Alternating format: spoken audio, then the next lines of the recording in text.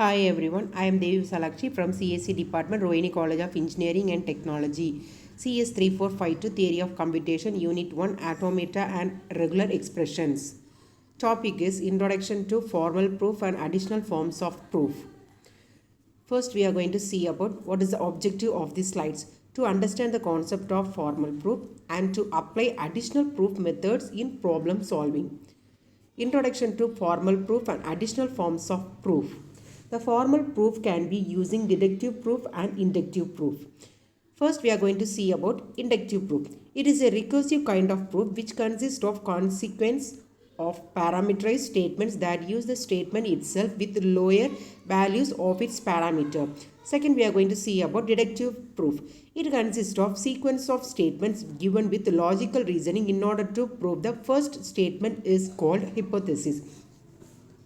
In short, formal proof or the proof in which we are trying to prove the statement B is true because statement A is true. The statement A is called hypothesis and B is called conclusion statement. In other words, if A then B, we say that B is deduced from A. Various forms of proof.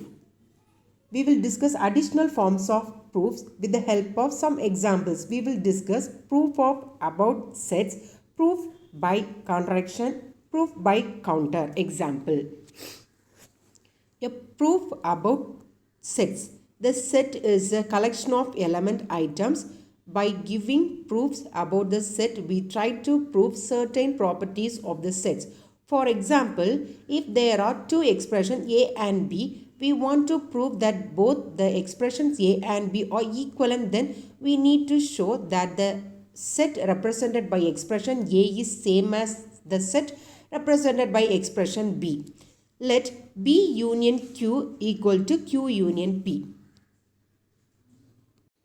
This proof is of the kind of if and only if, that means an element X is in A if and only if it is in B. We will make a use of sequence of statements along with the logical justification in order to prove this equivalence. The proof A equal to B, we need to prove P union Q is equal to Q union P. That means an element X is in A if and only if it is in B. Proving LHS. X is in P union Q, X is in P or X is in Q. X is in Q or X is in P, X is in Q union P. Like that, we can prove RHS also. X is in Q or X is in P, X is in Q union P, X is in P union Q.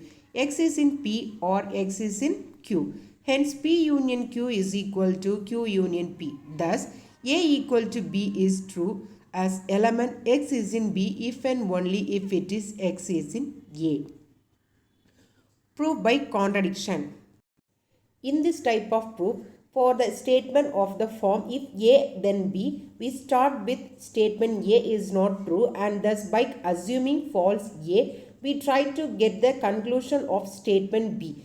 When it becomes impossible to reach a statement B, we contradict ourselves and accept that A is true.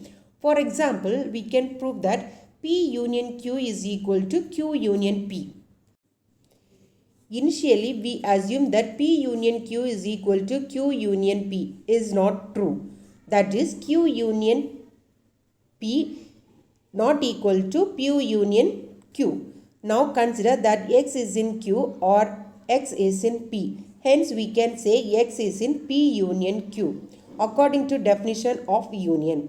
But this also implies that X is in Q union P according to definition of union. Hence, the assumption which we made initially is false. Thus, P union Q equal to Q union P is proved. Prove by counter example. In order to prove certain statements, we need to see all possible conditions in which the statement remains true. There are some situations in which the statement cannot be true. For example, there is no such pair of integers such that A mod B is equal to B mod A. Proof. Consider A is equal to 2 and B is equal to 3.